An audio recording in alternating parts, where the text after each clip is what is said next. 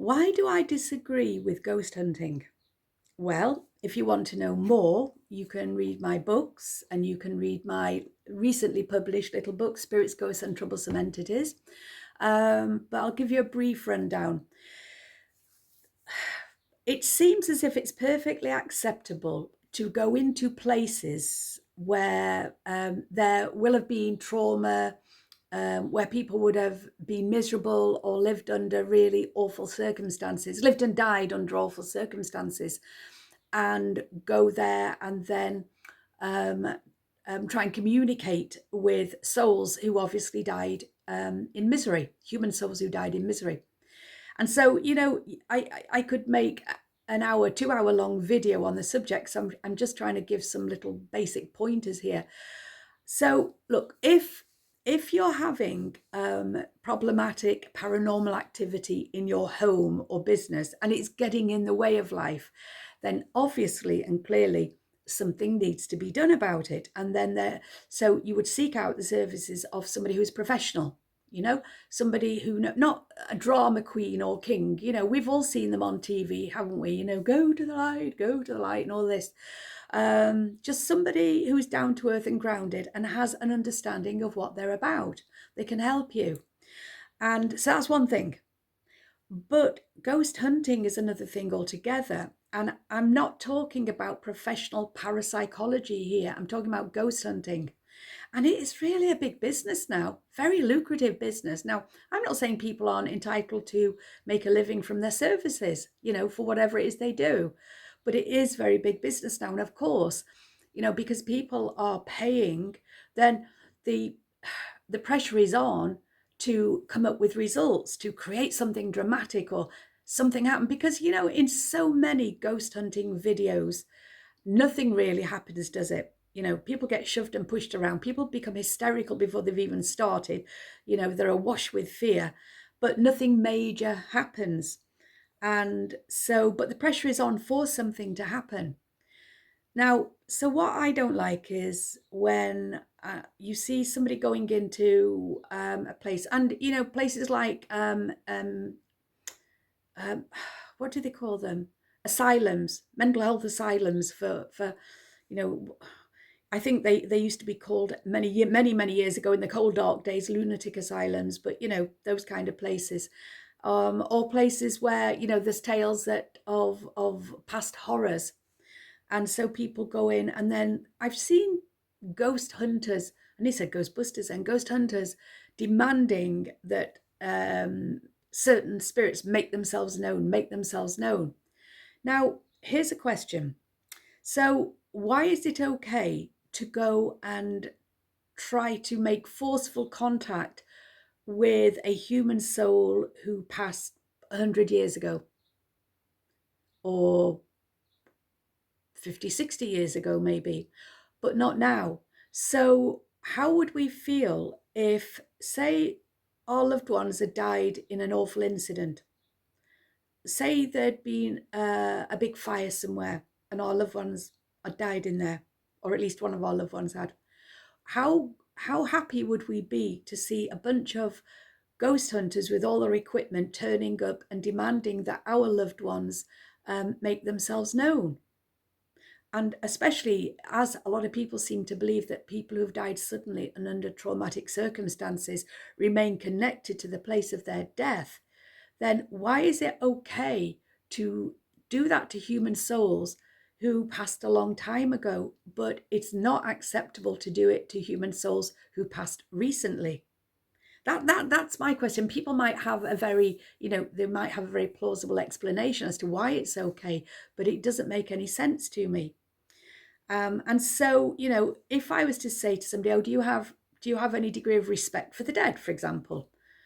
Some people might say, well, no, because when you're dead, that's it. Okay. But if people believe that it's not true, that there is continued awareness and consciousness beyond physical death, then they're probably going to say, yes, I do have respect for the dead. And what they'd be doing is thinking about one of their relatives. So say their Auntie Annie or the grandma or the mum or somebody, of course they would have respect, and they wouldn't be expecting those people, those souls, to be haunting places. They'd be appalled at the idea that their recently deceased relative was still haunting the place. They might like the idea that they show up around them, like, oh, I was sitting in my living room and I had a very strong sense of my father or my mother or what have you. But that's very different to haunting a place, isn't it? And needing to have a ghost hunter come charging in and demand that you make contact. So that's one of the main issues I have with it. There are others, but you could go on forever. More amen. And people go, well, it's interesting. So in the old days, well, you won't know because you weren't there, but if you've read about it, when people were going to be hanged or guillotined, and then they would have the crowds there, the peasants who'd be sitting knitting and seeing it as entertainment, or throwing rotten fruit and vegetables at the poor people who were just about to meet their maker. It kind of reminds me of that, the entertainment value of it. But again, that's just me, So, and also it's very dangerous. I mean, ghost hunters have died. They have died. Not, in their millions, but they have died. There have been accidents, things have happened that have led them to, to have an accident and die. So it isn't safe. And also, I did hear one bunch of ghost hunters online saying that after they've done a particular job or a series of jobs, they're mentally drained and exhausted and feel very low. Well, of course they will, because the intention of a ghost hunter, not somebody who is helping to clear a building of an obviously problematic, troublesome entity or energy field. No, I'm not talking about that. I'm not talking about those who are involved in parapsychology, because ghost hunting is not about research. It isn't. Because let's face it, if somebody doesn't believe in life after death, and somebody doesn't believe in spirits, ghosts, etc., then they're not going to be convinced. And who even cares whether they are convinced? So if it's argued that, well, the reason ghost hunters do what they do is to provide evidence to who? To the non-believers. Well, if you're a non-believer, you're not going to believe anyway. Even if, I don't know, God himself appeared and tapped them on the shoulder, they probably wouldn't believe. So who cares? So it isn't for evidential purposes. It is for entertainment. And that's fine if we're going to be honest and upfront about it.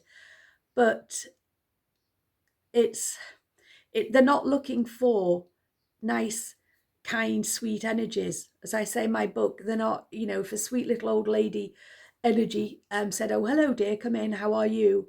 It would be kind of interesting, but it wouldn't be terrifying. You wouldn't be seeing people fighting over themselves to get out through the front door because somebody's had their hair pulled and a door's been slammed.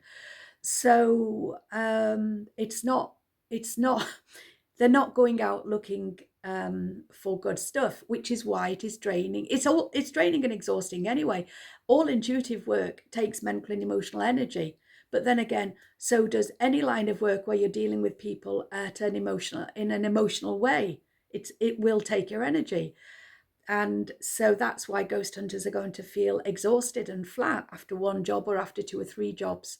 So again, it's I think, I don't know, it all became popular in the 2000s, didn't it, with certain television shows, and we all know which they are.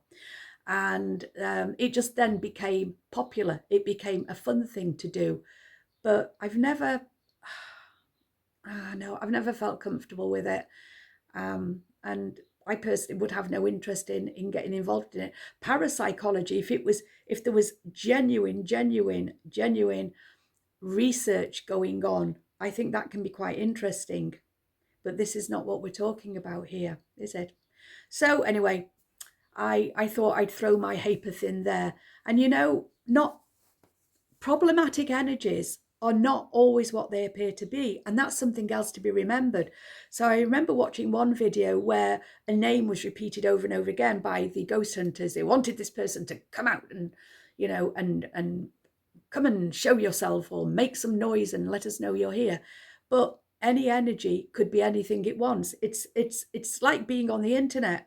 It's exactly the same as being on the internet. You can be whoever you want to be behind a computer screen, behind a phone. So an energetic being can be anything. And clearly if then the physical being is responding in an aggressive way, if it's not the producer slamming the doors and banging things, if it really is a non-physical form of energy that is doing all that, what it's saying is, go away and leave me alone. Go away and leave me alone. And I think that's exactly what we should do, unless there is a very valid reason for us to, that it, it's causing trouble with people getting on with their everyday life. Because at the end of the day, you wouldn't let strangers from the street come into your home and cause mayhem in your home. So the same goes for non-physical entities. But if we're going to where they operate from, and then we're starting to throw a weight around, then we really shouldn't be surprised if we don't get pushed, slapped, our hair pulled, etc., should we really? So anyway, that's my take on it. Okay then. And now, obviously, if you want to hear more videos, then please subscribe. If you like it. And if you think I'm completely wrong and you hate what I'm saying, then dislike it, because that's absolutely fine. That's absolutely fine. And then if you want to know a little bit more about how I work, I'll put the link down below to for Amazon for my, well, I'll put the universal link down for, I've got some of the books on a universal link, and this one's only available on Amazon at the moment, but globally. So, wherever you are, if you're in America, it's going to be the .com. If you're in the UK, it's going to be the .uk, kind of thing. Okay then, right then.